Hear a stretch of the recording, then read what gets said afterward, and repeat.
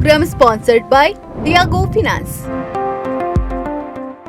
ನಮಸ್ಕಾರ ವೀಕ್ಷಕರೇ, ನೀವು ನೋಡ್ತಾ ಇದ್ದೀರಾ ವಿಶ್ವವಾಣಿ ಮನಿ. ನಾನು ಕೇಶವ್ ಪ್ರಸಾದ್.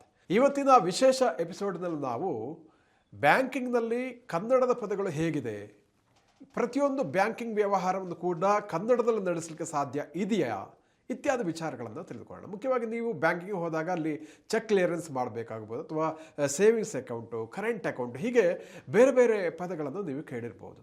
ಸೊ ಅದೆಲ್ಲ ಇಂಗ್ಲೀಷ್ ಅಥವಾ ಹಿಂದಿಲಿರುತ್ತೆ. ಹಾಗಾದರೆ ಕನ್ನಡದಲ್ಲಿ ಇದಕ್ಕೆ ಏನಾದರೂ ಪದಗಳಿದೆಯಾ ಅನ್ನುವಂಥ ಒಂದು ಕುತೂಹಲ ನಿಮಗಿರ್ಬೋದು.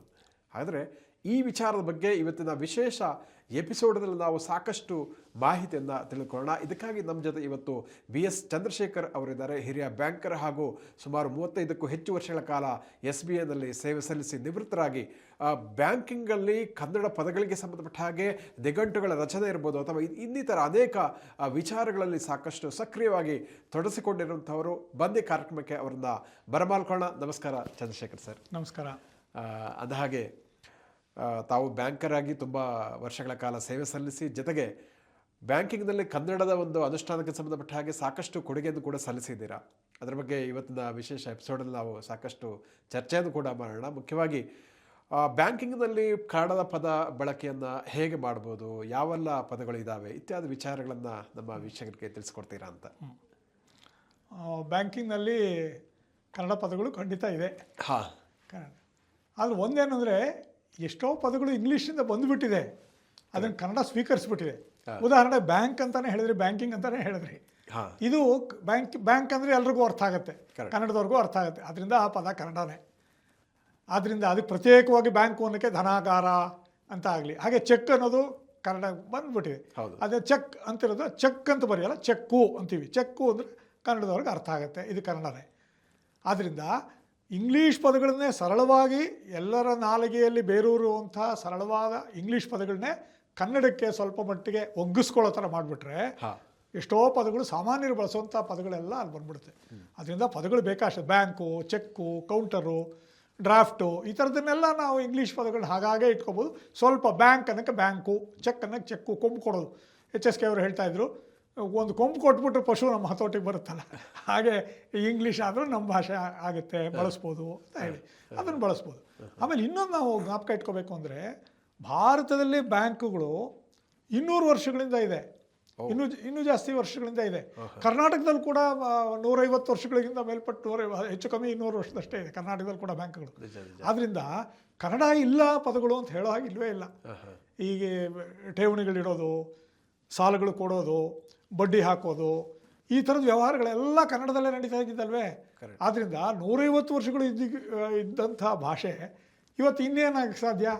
ಇಂಗ್ಲೀಷಿನ ಪದಗಳು ನಾವು ತೊಗೊಂಡಿದ್ದೀವಿ, ನಿಜ, ತೊಗೊಳ್ಳೋಣ, ಬೇಕಾದಷ್ಟು ತೊಗೊಳ್ಳೋಣ. ಆದ್ದರಿಂದ ಅಸಾಧ್ಯ. ಬ್ಯಾಂಕಿಂಗ್ನೊಳಗೆ ಏನೇನು ನಡೀತಾ ಇದೆ ಅಥವಾ ಹಣಕಾಸು ವಿಷಯದಲ್ಲಿ ಏನೇನು ನಡೀತಿದೆ ಜಾಗತಿಕ ಮಟ್ಟದಲ್ಲಿ, ಅದೆಲ್ಲವನ್ನೂ ಕನ್ನಡದಲ್ಲಿ ಅಷ್ಟೇ ಸಮರ್ಥವಾಗಿ ಅಭಿವ್ಯಕ್ತಿ ಮಾಡೋದಕ್ಕೆ ಕನ್ನಡದಲ್ಲಿ ಸಾಮರ್ಥ್ಯ ಇದೆ. HSK ಅವರು ಮತ್ತೆ HSK ಅವ್ರ ಬಗ್ಗೆ ಹೇಳ್ತೀನಿ, ಆಮೇಲೆ HSK ಅವ್ರ ಬಗ್ಗೆ ಒಂದು 4 ಮಾತು. ಖಂಡಿತ. ಯಾಕೆಂದರೆ ನಮಗೆ ಸ್ಫೂರ್ತಿ ಕೊಟ್ಟವರೇ HSK. ನಿಜ. ಹಾಗಾದರೆ HSK ಅವರು ಬಹಳ ಖ್ಯಾತ ಅಂಕಣಕಾರರಾಗಿದ್ದರು. ಬಹಳ ಜನಪ್ರಿಯ ಲೇಖನಗಳನ್ನು ಆರ್ಥಿಕ ವಿಚಾರಗಳಿಗೆ, ಬ್ಯಾಂಕಿಂಗ್ಗಳಿಗೆ ಸಂಬಂಧಪಟ್ಟ ಹಾಗೆ ಕೂಡ ಅವರು ಸಾಹಿತ್ಯದ ಜೊತೆಗೆ ಬರಿತಾ ಇದ್ದರು.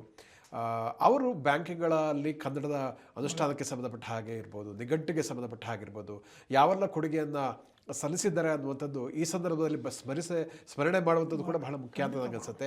ಅದ್ರ ಬಗ್ಗೆ ತಾವು ಕೂಡ ಅವ್ರ ಜೊತೆಗೆ ಕೆಲಸ ಮಾಡಿರೋದ್ರಿಂದ ಯಾವೆಲ್ಲ ರೀತಿಯ ಒಂದು ಕೆಲಸಗಳನ್ನು ಅವ್ರ ಜೊತೆ ಮಾಡ್ತಾ ಇದ್ರಿ, ಆ ಒಂದು ಸಂದರ್ಭವನ್ನು ಹೇಳ್ತೀರಾ ಅಂತ ಹೇಳ್ಬೋದು. HSK ಅವರು ಮೈಸೂರಿನ ಬನ್ಮಯ್ಯ ಕಾಲೇಜಿನಲ್ಲಿ, ವಾಣಿಜ್ಯ ಕಾಲೇಜಿನಲ್ಲಿ ಅವರು ಪ್ರಿನ್ಸಿಪಾಲ್ ಆಗಿ ಕೆಲಸ ಮಾಡಿದರು. ಅನೇಕ ವರ್ಷ ಅವರ ಪ್ರಾಧ್ಯಾಪಕರಾಗಿದ್ದರು. ಆಮೇಲೆ ಪ್ರಿನ್ಸಿಪಾಲ್ರಾಗಿ ಕೂಡ ಕೆಲಸ ಮಾಡಿಬಿಟ್ಟು ಅಲ್ಲಿ ನಿವೃತ್ತಿ ಹೊಂದಿ, ಅಲ್ಲಿ ಅವರು ಹಿಂಗೆ ಬೋಧನೆ ಮಾಡ್ತಾಯಿದ್ದು ಕಾಮರ್ಸ್ ವಿಷಯನ, ವಾಣಿಜ್ಯಿಕ ವಿಷಯಗಳನ್ನ ಅವ್ರು ಬೋಧನೆ ಮಾಡ್ತಿದ್ರು. ಇಂಗ್ಲೀಷಲ್ಲೇ ಪಾಠ ಮಾಡ್ತಿದ್ದು, ಇಂಗ್ಲೀಷಲ್ಲೇ ಪಾಠ ಮಾಡ್ತಿದ್ರು. ಆದರೆ ಅವರು ನೋಡ್ತಾಯಿದ್ರು, ಇಂಗ್ಲೀಷಲ್ಲಿ ಪಾಠ ಮಾಡಿದಾಗ ಒಂಥರ ಮಂಕಾಗಿದ್ದು ಹುಡುಗರು ಕನ್ನಡದಲ್ಲಿ ಅದನ್ನು ವಿವರಿಸಿದಾಗ ಮುಖ ಕಳೆಗಟ್ತಾ ಇರ್ತದೆ. ಅದನ್ನು ಗಮನಿಸಿ ಅನೇಕ ವಿಷಯಗಳನ್ನ ಅವರು ಕನ್ನಡದಲ್ಲಿ ಹೇಳೋದಕ್ಕೆ ಆರಂಭ ಮಾಡಿ, ಆಮೇಲೆ ವ್ಯಾವಹಾರಿಕ ಕನ್ನಡ ಅಂತ ಒಂದು ಪುಸ್ತಕವನ್ನು ಕೂಡ ಅವ್ರು ಬರೆದ್ರು. ಆವಾಗ ಭಾಳ ವರ್ಷಗಳಿಂದ 50 ವರ್ಷಗಳ ಮೇಲೆ ಆಯಿತು.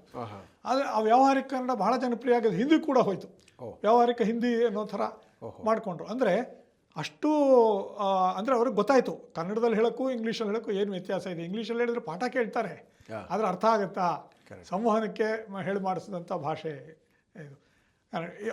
ಎಷ್ಟೋ ವರ್ಷಗಳ ಕಾಲ ಅಲ್ಲಿ ಸೇವೆ ಮಾಡಿದ ನಂತರ ಪ್ರಿನ್ಸಿಪಾಲ್ ಆದಮೇಲೆ ಆಮೇಲೆ ನಿವೃತ್ತಿ ಹೊಂದಿದ ನಂತರ ಅವರು ಮೈಸೂರು ವಿಶ್ವವಿದ್ಯಾಲಯದ ವಿಶ್ವಕೋಶಕ್ಕೆ ಅವರು ತಮ್ಮ ಸೇವೆಯನ್ನು ಸಲ್ಲಿಸಿದ್ರು.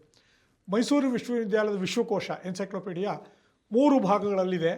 ಮೊದಲನೇ ಭಾಗ ವಿಜ್ಞಾನ ಸೈನ್ಸು, ಎರಡನೇ ಕಲೆ ಆರ್ಟ್ಸು, ಮೂರನೇದು ಮಾನವಿಕ ಅಂತ. ಈ ಥರ ಎಲ್ಲ ವಿಷಯ ವಿಜ್ಞಾನ ಮತ್ತು ಸೈನ್ಸು ಮತ್ತು ಆರ್ಟ್ಸ್ ಬಿಟ್ಟು ಉಳಿದ ಎಲ್ಲ ವಿಷಯಗಳು ಅದರೊಳಗೆ ಇವೆಲ್ಲ ಬರುತ್ತೆ. ವಾಣಿಜ್ಯ ಇವೆಲ್ಲ ಈ ಥರದ ಕಾನೂನು ಆ ಥರದ್ದೆಲ್ಲ ಬರುತ್ತೆ. ಕಲೆ ಮತ್ತು ವಿಜ್ಞಾನ ಬಿಟ್ಟು ಉಳಿದಿದ್ದೆಲ್ಲ ಬರುತ್ತೆ. ಅದು ಎಲ್ಲದಕ್ಕೂ ವಿಶ್ವಕೋಶ. ಅದಕ್ಕೆ ಇವರು 10 ವರ್ಷಗಳ ಕಾಲ ಇವರು ಅದಕ್ಕೆ ಪೂರ್ತಿ ಜವಾಬ್ದಾರಿಯನ್ನು ವಹಿಸಿಕೊಂಡು ನೂರಾರು ಜನ ಲೇಖಕರ ಕೈಲಿ ಬರೆಸಿದ್ರು ಲೇಖನಗಳು. ಎಲ್ಲ ಲೇಖನಗಳು ಅವರೇ ಬರೀಲಿಲ್ಲ, ಬರೆಯೋಕ್ಕಾಗೋದೂ ಇಲ್ಲ. ಯಾಕೆಂದರೆ ಎಲ್ಲ ವಿಷಯದಲ್ಲೂ ಪರಿಣತಿ ಇರೋದಿಲ್ಲ ಒಬ್ಬರಿಗೆ. ಅವರು ಅನೇಕ ಲೇಖನಗಳನ್ನು ಬರೆದ್ರು. ಅದಕ್ಕೆ ಜೊತೆಗೆ ನೂರಾರು ಜನಗಳ ಕೈಲಿ ಲೇಖನಗಳನ್ನ ಬರೆಸಿ ಅದನ್ನು ಸಂಪಾದಿಸಿ ಅದಕ್ಕೆ ಒಂದು ಒಪ್ಪ ಮಾಡಿ ಅದನ್ನು ಕೊಟ್ಟಿದ್ದಾರೆ ನಮಗೆ. ಆದ್ದರಿಂದ ಬ್ಯಾಂಕಿನಲ್ಲಿ ಯಾವುದೇ ವಿಷಯ, ಬ್ಯಾಂಕಿಂಗ್ ಅಥವಾ ಹಣಕಾಸು, ಆಮೇಲೆ ನೀವು ಆಗಲೇ ಹೇಳಿದಾಗೆ ಪತ್ರಿಕೆಗಳಲ್ಲಿ ವ್ಯಕ್ತಿ ವಿಷಯ ಬರೀತಿದ್ರು, ರಾಜಕೀಯ ಅಂಕಣಗಳು ಬರಿತಾಯಿದ್ರು, ಅರ್ಥಶಾಸ್ತ್ರದ ವಿಷಯಗಳನ್ನ ಬರಿತಾಯಿದ್ರು, ಜಾಗತಿಕ ಮಟ್ಟದಲ್ಲಿ ನಡೀತಿರೋ ವಿದ್ಯಮಾನಗಳನ್ನೆಲ್ಲ ಅವರು ಬರಿತಾಯಿದ್ರು. ಹೀಗಾಗಿ ಅದರಲ್ಲಿ ಬೇಕಾದಷ್ಟು ವಿಷಯಗಳನ್ನ ಬ್ಯಾಂಕಿಂಗ್ ಸಂಬಂಧಪಟ್ಟ ಕನ್ನಡ ಪದಗಳನ್ನ ಅವರು ಬಳಸಿದ್ದಾರೆ, ಬೇರೆಯವರು ಬಳಸೋ ಹಾಗೆ ಮಾಡಿದ್ದಾರೆ. ಅವರ ಸಂಪರ್ಕ ನಮಗೆ ಹೇಗೆ ಅಂದರೆ ನಾನು ಸ್ಟೇಟ್ ಬ್ಯಾಂಕ್ ಆಫ್ ಇಂಡಿಯಾದಲ್ಲಿ, ಭಾರತೀಯ ಸ್ಟೇಟ್ ಬ್ಯಾಂಕ್ನಲ್ಲಿ ಇದ್ದವನು. ಸುಮಾರು 1972ನೇ ವರ್ಷದಲ್ಲಿ ಭಾರತೀಯ ಸ್ಟೇಟ್ ಬ್ಯಾಂಕಲ್ಲಿ ಕನ್ನಡ ಸಂಘ ಆರಂಭ ಆಯಿತು. ಅದೆಲ್ಲ ನಾನು ವಿವರ ಹೇಳಕ್ಕೆ ಹೋಗಲ್ಲ. 78ನೇ ಇಸ್ವಿಯಲ್ಲಿ ನಮಗೆ HSK ಅವರ ಪರಿಚಯ ಆಯಿತು. ನಮಗೆ ಬ್ಯಾಂಕಿಂಗ್ ಪ್ರಪಂಚ ಅನ್ನೋ ಒಂದು ಪತ್ರಿಕೆಯನ್ನು ತರಬೇಕು ಕನ್ನಡದಲ್ಲಿ ಬ್ಯಾಂಕಿಂಗ್ ಪತ್ರಿಕೆ ಇರಲಿಲ್ಲ, ಹಿಂದಿಲಿ ಕೂಡ ಇರಲಿಲ್ಲ. ಅವಾಗ ತರಬೇಕು ಅಂತ ನಾವು ಅಂದ್ಕೊಂಡಾಗ HSK ಅವರೇ ಅದಕ್ಕೆ ಸಂಪಾದಕರಾಗಬೇಕು ಅಂತ ನಾವು ಯಾರಾಗಬೇಕು ಅಂತ ಮೊದಲು ಯೋಚನೆ ಮಾಡಿದ್ವಿ. HSK ಅವರು ಆಗ್ಬೋದು ಅಂತ ನಮಗೆ ಅವ್ರ ಪರಿಚಯ ಇರಲಿಲ್ಲ. ಕೊನೆಗೆ ಬೇರೆಯವ್ರ ಮೂಲಕ ರಿಸರ್ವ್ ಬ್ಯಾಂಕ್ ಆಫ್ ಇಂಡಿಯಾದಲ್ಲಿ ಸುಬ್ರಹ್ಮಣ್ಯನ್ ಅಂತ ಒಬ್ಬರಿದ್ದರು, ಕನ್ನಡದ ಪ್ರೇಮಿ. ಅಲ್ಲಿ ಭಾರತೀಯ ರಿಸರ್ವ್ ಬ್ಯಾಂಕ್ನಲ್ಲಿ ಕನ್ನಡ ಸಂಘವನ್ನು ಸ್ಥಾಪಿಸಿದವರು, ಭಾಳ ವರ್ಷ ಅದಕ್ಕೆ ಅಧ್ಯಕ್ಷರಾಗಿದ್ದವರು. ಅವ್ರ ಮುಖಾಂತರ ನಾವು HSK ಅವ್ರನ್ನ ಭೇಟಿ ಮಾಡಿದ್ವಿ. HSK ಅವರು ಒಪ್ಕೊಂಡ್ರು. ಆದರೆ ಅದರಲ್ಲಿ ದೊಡ್ಡ ಸವಾಲಿದೆ, ಪತ್ರಿಕೆ ನಡೆಸೋದು ಅಷ್ಟು ಸುಲಭ ಅಲ್ಲ, ಹಾಗೆ ಹೀಗೆ ಅಂತೆಲ್ಲ ಹೇಳಿದ್ರು. ಆದರೆ ಬಿಡದಿರ ಆ ಪತ್ರಿಕೆಗೆ ಒಂದು ಬ್ಯಾಂಕಿಂಗ್ ಪ್ರಪಂಚ ಅಂತ ಹೇಳಿ ಅದನ್ನು ಹೆಸರು ತೊಗೊಂಡು ಅದನ್ನು ರಿಜಿಸ್ಟರ್ ಮಾಡಿಸಿ ಆಮೇಲೆ ಪತ್ರಿಕೆಯನ್ನು ಆರಂಭ ಮಾಡಿಸಿ HSK ಅವರ ಇದರಲ್ಲಿ ಅದು 20 ವರ್ಷಗಳು ಮೇಲ್ಪಟ್ಟು ಬಂತು. 78ನೇ ಇಸ್ವಿ ಶುರುವಾಗಿದ್ದು 2002ನೇ ಇಸ್ವಿವರೆಗೂ ಅದು ಬಂತು. ಸುಮಾರು 24-25 ವರ್ಷ ಬ್ಯಾಂಕಿಂಗ್ ಪ್ರಪಂಚ ಪತ್ರಿಕೆ HSK ಅವರ ಸಂಪಾದಕತ್ವದಲ್ಲೇ ಬಂತು. ಹಾಗೆ ನಮಗೆ ಅವರ ಸಂಪರ್ಕ ಆಗಿತ್ತು. ಇದು ಸಂಪಾದಕರಾದರು. ಆದರೆ ಮೊದಲು ಲೇಖನಗಳನ್ನು ನಾವು ಯಾರ ಹತ್ರ ಕೇಳ್ತಿದ್ವಿ ಅಂದರೆ ಆ ಹೆಸರಾಂತ ವ್ಯಕ್ತಿಗಳು, ಯಾವುದೋ ಬ್ಯಾಂಕಲ್ಲಿ ಬಹಳ ದೊಡ್ಡ ಅಧಿಕಾರಿಯಾಗಿರೋರು, ಅಥವಾ ರಿಸರ್ವ್ ಬ್ಯಾಂಕಲ್ಲೂ ಎಲ್ಲೋ ಇದ್ದು ನಿವೃತ್ತರಾಗಿರೋರು, ಅಥವಾ ದೊಡ್ಡ ರಾಷ್ಟ್ರ ಮಟ್ಟದಲ್ಲಿ ಇಂಗ್ಲೀಷ್ನಲ್ಲಿ ಬ್ಯಾಂಕಿಂಗ್ ಲೇಖನಗಳು ಬರೆದಂಥ ಕನ್ನಡಿಗರು, ಬ್ರಹ್ಮಾನಂದಂ, ಬ್ರಹ್ಮಾನಂದಂ ಇಂಥವರು, ಅವ್ರ ಹತ್ರ ಲೇಖನಗಳು ಬರೆಸೋದು, ಅಥವಾ ಯಾವುದೋ ಬ್ಯಾಂಕಿನ ಮುಖ್ಯಸ್ಥರು ಈ ಥರದ ಹತ್ರ ಬರೆಸೋದು. ಆದರೆ ಅವ್ರಿಗೆ ಬಿಡುಗಳು ಇರೋದಿಲ್ಲ, ಒಂದೇ ಸಮ ಆಗಲ್ಲ. ಪತ್ರಿಕೆ ಬರಬೇಕು, 6 ತಿಂಗಳಿಗೆ ಪತ್ರಿಕೆ ಬರಬೇಕು, ಲೇಖನಗಳಾಗಬೇಕು. ಆಮೇಲೆ 6 ತಿಂಗಳಿದ್ದು ಅರ್ಧವಾರ್ಷಿಕ ಇದ್ದಿದ್ದು ಪತ್ರಿಕೆನ ತ್ರೈಮಾಸಿಕ ಮಾಡಿದ್ವಿ. ಅದರಿಂದ 3 ತಿಂಗಳಿಗೆ ಲೇಖನ ಬರಬೇಕು. ಇದು ಕಷ್ಟ ಆಗುತ್ತೆ. ಅದಕ್ಕೆ HSK ಅವರು ಏನು ಹೇಳಿದ್ರು, ಇದು ಹೀಗೆ ಮಾಡಿದ್ರೆ ಆಗಲ್ಲ, ನೀವೇ ಬರಿಬೇಕು. ಕನ್ನಡದಲ್ಲಿ ಬ್ಯಾಂಕಿಂಗು ಅಥವಾ ಹಣಕಾಸಿನ ವಿಷಯಗಳನ್ನ ಬರೀತಕ್ಕಂಥ ಲೇಖಕರ ಒಂದು ಪಡೆ ಹುಟ್ಕೋಬೇಕು, ಅದಕ್ಕೆ ಸಿದ್ಧತೆ ಮಾಡಬೇಕು ಅಂತ ಹೇಳಿದ್ರು. ನಾವೇನು ಮಾಡೋದು, ಹಾಗಾದ್ರೆ ನೀವೇ ಸಿದ್ಧತೆ ಮಾಡಿಕೊಡ್ಬೇಕು, ನೀವೇ ನಮಗೆ ಮಾರ್ಗದರ್ಶನ ಮಾಡಬೇಕು. ಇದಕ್ಕಿದ್ದಾಗ ಒಂದು 15-20 ಜನ ಸ್ನೇಹಿತರು ಸೇರಿಕೊಂಡು ಮೈಸೂರಿಗೆ ಹೋಗಿ ಅವರ ಒಂದು ಜಾಗ ನೋಡಿಕೊಂಡು ಸ್ಟೇಟ್ ಬ್ಯಾಂಕ್ ಆಫ್ ಇಂಡಿಯಾದ ಒಂದು ಶಾಖೆ ಇನ್ನೂ ಆರಂಭ ಆಗೋದಿತ್ತು, ಖಾಲಿ ಇತ್ತು. ಅಲ್ಲಿ ಹೋಗಿ ನಾವು ಬಿಡಾರ ಹೂಡ್ಬಿಟ್ವಿ. HSK ಅವ್ರ ಮನೆಗೆ ನಮ್ಮ ಪ್ರತಿನಿಧಿಗಳು ಹೋದರು. ರಾಜಗೋಪಾಲ್ ಅಂತ ಹೇಳಿ ಕನ್ನಡ ಸಂಘದ ಸ್ಥಾಪಕ ನಮ್ಮ ಬ್ಯಾಂಕಲ್ಲಿ, ಅವರು ಬೇರೆ ಸ್ನೇಹಿತರೆಲ್ಲ ಹೋಗಿ ಭೇಟಿ ಮಾಡಿದಾಗ ಅವ್ರಿಗೆ ಆಶ್ಚರ್ಯ, ಏನು ಹೀಗೆ ಬಂದುಬಿಟ್ಟಿದ್ದೀರಲ್ಲ, ಹ್ಯಾಂಗೆ ಮಾಡೋದು. ಸುಮಾರು ಹೊತ್ತು ಹೀಗೆ ಮುಖಾಮುಖಿಯಾಗಿ ಒಂದು 10 ನಿಮಿಷ ಏನು ಮಾತಾಡಿದ್ರೆ ಮೌನ. 2-3 ಸಲ ಕಾಫಿ ಬಂದು ಹೋಯ್ತು ಹೊರತು ಇಬ್ಬರೂ ಮಾತಾಡಲಿಲ್ಲ. ಆಮೇಲೆ ಆಗಲಿ ನೋಡೋಣ, ನಾಳೆ ಬರ್ತೀನಿ, 10 ಗಂಟೆಗೆ ಬರ್ತೀನಿ ಅಂತ 10 ಗಂಟೆಗೆ ಬಂದರೂ ಆರಂಭ ಆಯಿತು ಚರ್ಚೆ. ಹೀಗೆ ಶುರುವಾಗಿದ್ದು ಬ್ಯಾಂಕಿಂಗ್ ಕಮೆಂಟ್ಗಳು. ಅಲ್ಲಿ ಪ್ರಬಂಧಗಳು ಬರೆಯೋದು ಹೇಗೆ, ಬರ್ಕೊಂಬನ್ನಿ ಅಂತ ಹೇಳಿದರು. ನಾವೆಲ್ಲ ಬರ್ಕೊಂಡು ಹೋಗಿದ್ವಿ ಎಲ್ಲರೂ, ಒಂದು 20 ಜನ. ಆ ಒಂದು ಪ್ರಬಂಧ ಓದೋದು, ಅದ್ರ ಮೇಲೆ ಚರ್ಚೆ ಮಾಡೋದು, ಅದರಲ್ಲಿರೋ ಪಾರಿಭಾಷಿಕ ಪದಗಳು ಸರಿಯಾಗಿದೆಯೋ ತಪ್ಪಿದೆಯೋ ಮಾಡೋದು, ಅದನ್ನು ಉತ್ತಮಪಡಿಸೋದಕ್ಕೆ ಸಲಹೆ ಕೊಡೋದು. ಹೀಗೆ ಎಲ್ಲರೂ 20 ಜನ ಪ್ರಬಂಧ ಓದೋದು, ಒಬ್ಬರಾದ್ಮೇಲೆ ಒಬ್ಬರು ಓದೋದು, ಎಲ್ಲದಕ್ಕೂ ಸಲಹೆ ಕೊಡೋದು. ಆಮೇಲೆ HSK ಅವರು ತಮ್ಮ ಅಭಿಪ್ರಾಯ ತಿಳಿಸೋದು, ಅದನ್ನು ಮಾರ್ಪಡಿಸೋದು, ಬ್ಯಾಂಕಿಂಗ್ ಪ್ರಪಂಚಕ್ಕೆ ಬರೆಯೋದು. ಹೀಗೆ ಬ್ಯಾಂಕಿಂಗ್ ಕಮ್ಮಟಗಳು ಇದನ್ನು ಕಮ್ಮಟ ಅಂತ ಕರೆದ್ರು. ಕಾರ್ಯಾಗಾರ 5 ದಿವಸ 6 ದಿವಸ ಕೂತ್ಕೊಳ್ಳೋದು. ಮೊದಲನೇ ಸಾರಿ ಮೈಸೂರಲ್ಲಿ ಆದಾಗ 4 ದಿವಸ ಆಯಿತು. ಆಮೇಲೆ ರಾಜ್ಯಾದ್ಯಂತ 27 ಬ್ಯಾಂಕಿಂಗ್ ಕಮ್ಮಟಗಳನ್ನ ಅವರು ನಿರ್ದೇಶನ ಮಾಡಿದ್ರು. ಎಲ್ಲದಕ್ಕೂ ಅವರೇ ನಿರ್ದೇಶನ. ನಾವು ಅದಕ್ಕೆಲ್ಲ ವ್ಯವಸ್ಥೆ ಮಾಡ್ತಾಯಿದ್ವಿ. ಅದು ಇಳ್ಕೊಳ್ಳೋಕೆ ವ್ಯವಸ್ಥೆ, ಊಟ ಉಪಚಾರದ ವ್ಯವಸ್ಥೆ, ಪ್ರಬಂಧಗಳು ಬರ್ಕೊಂಬನ್ನಿ ಅಂತ ಹೇಳಿ ಎಲ್ರಿಗೂ ತಿಳಿಸಿ, ವಿಷಯಗಳನ್ನು ಕೊಟ್ಟು ಅವ್ರಿಗೆ ಮಾಹಿತಿ ಒದಗಿಸಿ, ಅವ್ರ ಕೈಯಲ್ಲಿ ಬರೆಸಿ ಅವ್ರು ಬರಬೇಕು, ಆ ಥರದ ವ್ಯವಸ್ಥೆ ನಾವು ಮಾಡ್ತಿದ್ವಿ. ಆದರೆ ಅಲ್ಲಿ ವಿಷಯ ಮಂಡನೆ ಆದಮೇಲೆ ಅದ್ರ ಬಗ್ಗೆ ಎಲ್ಲರೂ ಚರ್ಚೆ ಮಾಡಿದ್ರು. ಕೊನೆಗೆ HSK ಅವರು ತಮ್ಮ ಸಲಹೆಯನ್ನು ಕೊಟ್ಟು ಆ ಪ್ರಬಂಧ ತಿದ್ದಿ ಕೊಟ್ಟ ಮೇಲೆ ಅದನ್ನು ಎಡಿಟ್ ಮಾಡಿ ಹಾಕ್ಕೊಳ್ತಾ ಇದ್ವಿ ಬ್ಯಾಂಕಿಂಗ್ ಪ್ರಪಂಚಕ್ಕೆ. ಹೀಗೆ ಬ್ಯಾಂಕಿಂಗ್ ಪ್ರಪಂಚಕ್ಕೆ ಬೆಂಬಲವಾಗಿ ಬ್ಯಾಂಕಿಂಗ್ ಕಮ್ಮಟಗಳು ಶುರುವಾಯಿತು. 27 ಬ್ಯಾಂಕಿಂಗ್ ಕಮ್ಮಟ ಆಯಿತು. 1997ವರೆಗೂ ಆಯಿತು. 82ರಲ್ಲಿ ಮೈಸೂರಲ್ಲಿ ಶುರು ಆಗಿದ್ದು. 16-17 ವರ್ಷ, ವರ್ಷಕ್ಕೆ 2-2ರಂತೆ ಕಮ್ಮಟ ಆಯಿತು. 27 ಕಮ್ಮಟ ಆಯಿತು. ಇದು HSK ಅವರ ಕೊಡುಗೆ. ಬ್ಯಾಂಕಿಂಗ್ ಪ್ರಪಂಚ HSK ಅವ್ರನ್ನ ನಾವು ಬ್ಯಾಂಕಿಂಗ್ ವಾಂಗ್ಮಯ ಚತುರ್ಮುಖ ಅಂತ ನಾವು ಕರಿಬೋದು. ಚತುರ್ಮುಖ ನಿಮಗೆ ಗೊತ್ತಿರೋ 4 ಮುಖಗಳು. ಆ 4 ಮುಖಗಳು ಯಾವುದು ಅಂತ ನೋಡೋದಾದರೆ, ಬ್ಯಾಂಕಿಂಗ್ ಸಾಹಿತ್ಯ ಬೇಕಾದಷ್ಟು ಅವರು ಸೃಷ್ಟಿ ಮಾಡಿದ್ರು. ಅದು ಬ್ಯಾಂಕಿಂಗ್ ಪ್ರಪಂಚ ಅನ್ನೋ ಪತ್ರಿಕೆ ಒಂದು. ಬ್ಯಾಂಕಿಂಗ್ ಅಂಕಣ ಬರೆದ್ರು, ಅದೊಂದು ಮುಖ. ಆಮೇಲೆ ಬ್ಯಾಂಕಿಂಗ್ ಕಮ್ಮಟ ಅನ್ನೋದು ಇನ್ನೊಂದು ಮುಖ. ಕಮ್ಮಟಗಳಲ್ಲಿ ಎಷ್ಟೋ ಜನ ತರಬೇತಿ ಮಾಡಿದ್ರು ಲೇಖಕರನ್ನ. ನಾವೆಲ್ಲ ಪಳಗಿದ್ದಲ್ಲೇ, ಅನೇಕರು ಬರೀತಾರೆ ಇವತ್ತು ಅವರ ಒಂದು ಮಾರ್ಗದರ್ಶನವೇ ಕಾರಣ. ಆಮೇಲೆ ನಿಘಂಟು. ಆ ಬ್ಯಾಂಕಿಂಗ್ ಕಮ್ಮಟಗಳಲ್ಲಿ 6 ದಿವಸ ಕಮ್ಮಟಗಳಲ್ಲಿ ಬಂದಂಥ ಪದಗಳನ್ನೆಲ್ಲ ಪಟ್ಟಿ ಮಾಡ್ಕೊಂಡು ಇಟ್ಕೊಂಡಿರ್ತಾ ಇದ್ವಿ ನಾವು. ಅದನ್ನು HSK ಅವ್ರಿಗೆ ಕೊಡ್ತಾಯಿದ್ವಿ. ಅದನ್ನೆಲ್ಲ ಪರಿಷ್ಕಾರ ಮಾಡಿ ಸುಮಾರು 3000 ಇಂಗ್ಲೀಷ್ ಬ್ಯಾಂಕಿಂಗ್ ಶಬ್ದಗಳಿಗೆ ಕನ್ನಡದಲ್ಲಿ ಪರ್ಯಾಯ ಶಬ್ದಗಳು. ಅಮೇಜಿಂಗ್. 3000 ಪದಗಳು ಇಂಗ್ಲಿಷ್ ಪದಗಳಿಗೆ ಕನ್ನಡ. ಇಂಗ್ಲೀಷ್ ಪದ ಅಂದರೆ ಬರೀ ಬ್ಯಾಂಕಿಂಗ್ಗೆ, ಸಾಮಾನ್ಯ ಪದಗಳಲ್ಲ, ಕೇವಲ ಬ್ಯಾಂಕಿಂಗ್ ಪಾರಿಭಾಷಿಕ ಬ್ಯಾಂಕಿಂಗ್ ವ್ಯವಹಾರಗಳಲ್ಲಿ ಬಳಸ್ತಾರೆ. ಬ್ಯಾಂಕಿಂಗ್ ವ್ಯವಹಾರದಲ್ಲಿ ಪಾರಿಭಾಷಿಕ ಅಂದರೆ ಅಪರಿಭಾಷೆ. ಬ್ಯಾಂಕಿಂಗ್ ಲ್ಯಾಂಗ್ವೇಜ್, ಅದು technical term. It's A technical term in banking. ಅಂಥದ್ದು 3000 ಹಾಕಿ ಅದಕ್ಕೆ ಪದ ಕೊಟ್ಟಿದ್ದಷ್ಟೇ ಅಲ್ಲ, ಅರ್ಥ ವಿವರಣೆಯನ್ನು ಕೂಡ ಕೊಟ್ಟರು. ಒಂದು ಪದ ಚೆಕ್ ಅನ್ನೋಕ್ಕೆ ಚೆಕ್ಕು ಅಂತ ಕೊಟ್ಟಿದ್ದಷ್ಟೇ ಅಲ್ಲ, ಚೆಕ್ ಅನ್ನೋಕ್ಕೆ ಚೆಕ್ಕು ಅಷ್ಟೇ ಅಲ್ಲ. ಅದಾದಮೇಲೆ ಚೆಕ್ ಅಂದರೆ ಏನು, ನೆಗೋಷಿಯಬಲ್ ಇನ್ಸ್ಟ್ರೂಮೆಂಟ್ ಆ್ಯಕ್ಟ್ ಸೆಕ್ಷನ್ 6ರಲ್ಲಿ ಚೆಕ್ಕನ್ನು ಹೇಗೆ ಡಿಫೈನ್ ಮಾಡಿದ್ದಾರೆ ಆ ವಿವರಣೆನೆಲ್ಲ ಕನ್ನಡದಲ್ಲಿ ಕೊಟ್ಟರು. ಅದು ಅರ್ಧ ಪುಟ ಆಗ್ಬೋದು, 10 ಲೈನ್ ಆಗ್ಬೋದು, 6 ಲೈನ್ ಆಗ್ಬೋದು. ಈ ಥರ ಕೊಟ್ಟಿರೋದ್ರಿಂದ ಇದು ಬರೀ ಬ್ಯಾಂಕಿಂಗ್ ನಿಘಂಟು ಪದಕೋಶ ಅಲ್ಲ, ಇದು ಒಂದು ವಿಶ್ವಕೋಶ, ಒಂದು ಸಣ್ಣ ಬ್ಯಾಂಕಿಂಗ್ ವಿಶ್ವಕೋಶವನ್ನೇ ಅವರು ಸೃಷ್ಟಿ ಮಾಡಿಕೊಟ್ರು. ಇದನ್ನು 1985ರಲ್ಲಿ ಆಗಿನ ಕರ್ನಾಟಕದ ಮುಖ್ಯಮಂತ್ರಿಗಳಾಗಿದ್ದಂಥ ರಾಮಕೃಷ್ಣ ಹೆಗಡೆ ಅವರು ಕನ್ನಡ ಸಾಹಿತ್ಯ ಪರಿಷತ್ನಲ್ಲಿ ಅದನ್ನು ಲೋಕಾರ್ಪಣೆ ಮಾಡಿದ್ರು. ಆಗ ಅದ್ಭುತ. ಅವ್ರ ಕೈಲೇ ಮಾಡಿಸ್ಬೇಕು ಅಂತ ಅವಾಗ ನಮ್ಮನ್ನೆಲ್ಲ ಇದು ಮಾಡೋದು. ಯಾಕೆಂದ್ರೆ ನಮಗೇನು ಶಕ್ತಿ ಇರಲಿಲ್ಲ. ಯಾಕೆಂದರೆ state bank of India Kannada ಸಂಘ ಅಂದರೆ ಏನು ಆರ್ಥಿಕವಾದ ಏನು ಬೆಂಬಲ ಇಲ್ಲ. ಸ್ಟೇಟ್ ಬ್ಯಾಂಕು ಬರೀ ನಮಗೆ ಆಶ್ರಯನೇ ಹೊರತು ಹಣಕಾಸೆಲ್ಲ ನಾವೇ ಹಾಕ್ಕೋಬೇಕು. ಅಂಥದ್ರಲ್ಲಿ ಈ ನಿಘಂಟನ್ನ ಮುಖ್ಯಮಂತ್ರಿಗಳನ್ನ ಕರೆಸ್ತೀವಿ ಅಂತ ಹೇಳಿದಾಗ ಅನೇಕರು ಅಪಹಾಸ್ಯ ಮಾಡಿದ್ರು. ಒಬ್ಬರು ಮುಖ್ಯಮಂತ್ರಿಗಳನ್ನ ಕರೆಸ್ತಾರಂತೆ ಅಂತ ವ್ಯಂಗ್ಯವಾಗಿ ಮಾತಾಡೋರು. ಆದರೆ ಮುಖ್ಯಮಂತ್ರಿಗಳು ಬಂದರು, ಬಿಡುಗಡೆ ಮಾಡಿದ್ರು. 3000 ಪ್ರತಿಗಳನ್ನ ನಾವು ಮುದ್ರಿಸಿದ್ವಿ. 3000 ಪ್ರತಿಗಳು ಪ್ರಕಟಣಾ ಪೂರ್ವ ಇದರಲ್ಲೇ ಖರ್ಚಾಗುವಷ್ಟು ಮಟ್ಟಿಗೆ ಜನಪ್ರಿಯ ಆಯಿತು. ಆಯಿತು. ಹೀಗೆ ಇದೊಂದು ಬ್ಯಾಂಕಿಂಗ್ ನಿಘಂಟು ಅವರ ಕೊಡುಗೆ. ಇದುವರೆಗೂ ನಮಗೆ ಅದನ್ನು ಇನ್ನೊಂದು ಆವೃತ್ತಿ ತರಬೇಕು. ಯಾಕೆಂದರೆ 85ರಿಂದ ಈಚೆಗೆ ನಿಮಗೆ ತಿಳಿದಿರೋ ಹಾಗೆ ಅನೇಕ ಬದಲಾವಣೆಗಳಾಗಿದೆ ಬ್ಯಾಂಕಿಂಗ್ ಕ್ಷೇತ್ರದಲ್ಲಿ. ಇದಾಗೆ ಕಂಪ್ಯೂಟರೈಸೇಷನ್, ಗಣಕೀಕರಣ ಆಗಿದೆ, ಕೋರ್ ಬ್ಯಾಂಕಿಂಗ್ ಬಂತು, ಬ್ಯಾಂಕಿಂಗ್ ವಿದ್ಯಮಾನಗಳು ಬೇಕಾದಷ್ಟಾಗಿದೆ. ನರಸಿಂಹಂ ಸಮಿತಿ, ತುಂಬ ಬದಲಾವಣೆಗಳಾಗಿದೆ. ಅದಕ್ಕೆಲ್ಲ ಶಬ್ದಗಳು ಬೇಕಾದಷ್ಟು ಸೇರಿಕೊಂಡಿದೆ. ಸೊ ಇನ್ನೂ ಸಾವಿರಾರು ಪದಗಳು ಸೇರಿಸಿದ್ದು ಆಗಿದೆ. ಅದಕ್ಕೊಂದು HSK ಅವರ ರೀತಿಯಲ್ಲಿ ಒಂದು ರೂಪವನ್ನು ಕೊಡೋ ಕೆಲಸ ಈಗ ಆಗಬೇಕಾಗಿದೆ. ಅದನ್ನೀಗ ನಾವು ಕೈಗೆ ಎತ್ಕೋಬೇಕಾಗಿದೆ. ಇದೆಲ್ಲ ಸಿದ್ಧತೆಗಳನ್ನ ನಾವು ಮಾಡ್ಕೋಬೇಕು. ಭಾಳ ದೊಡ್ಡ ಕೆಲಸ. ಕರೆಕ್ಟ್. ಆದರೆ HSK ಅವರು ಏಕಾಂಗಿಯಾಗಿ ಮಾಡಿ ನಾವೆಲ್ಲ ಇದ್ವಿ, ಸಂಪಾದಕ ಮಂಡಳಿ ಅಂತ ಹೇಳಿ ನಮ್ಮ ಹೆಸರುಗಳೆಲ್ಲ ಇದೆ ಅದರಲ್ಲ ಅಂತ ನಾವು ಕೊಡುಗೆ ಕೊಟ್ಟಿದ್ದೀವಿ. ಅಳಿಲಿಕ್ಕೆ ಸೇವೆ ಅಂತ ಕೊಟ್ಟಿದ್ದೀವಿ. ಆದರೆ ಅವರೊಬ್ಬರೇ ಮಾಡಿದ್ರು. ಅದೇ ಒಂದು ಮಾದರಿಯಲ್ಲಿ ನಾವು ಈಗ ಮಾಡಬೇಕು ಅಂತ. ಕರೆಕ್ಟ್. ಇದು ಬ್ಯಾಂಕಿಂಗ್ ನಿಘಂಟಿಗೆ ಅವರು ಕೊಟ್ಟಂಥ ಕಾಣಿಕೆ. ಕಮ್ಮಟಗಳ ಬಗ್ಗೆ ನಾನು ಆಗಲೇ ಹೇಳಿದೆ. ಬ್ಯಾಂಕಿಂಗ್ ಪ್ರಪಂಚ ಅಂತೂ 22 ವರ್ಷ, ಅಷ್ಟು ವರ್ಷ ಬಂತು ನೋಡಿ. 78ರಿಂದ 24 ವರ್ಷ, ಸುಮಾರು 2.5 ದಶಕ ಬಂತು. ಕನ್ನಡದಲ್ಲಿ ಬ್ಯಾಂಕಿಂಗ್ ಲೇಖನಗಳನ್ನ ಪ್ರಕಟಿಸಿದಂಥ ಪತ್ರಿಕೆ ಅವಾಗ ಇರಲೇ ಇಲ್ಲ. ಹಿಂದಿಲೂ ಇರಲಿಲ್ಲ ಅವಾಗ ಅದು ಶುರುವಾದಾಗ. ಆಮೇಲೆ ಹಿಂದಿಲಿ ಬಂತು. ದಾಖಲೆ ದಾಖಲೆ ಖಂಡಿತ. ತ್ರೈಮಾಸಿಕ ಪತ್ರಿಕೆ ಎಲ್ಲ ಅಚ್ಚುಕಟ್ಟಾಗಿ ಈಗಲೂ ಆ ಸಂಚಿಕೆಗಳೆಲ್ಲ ಇದೆ.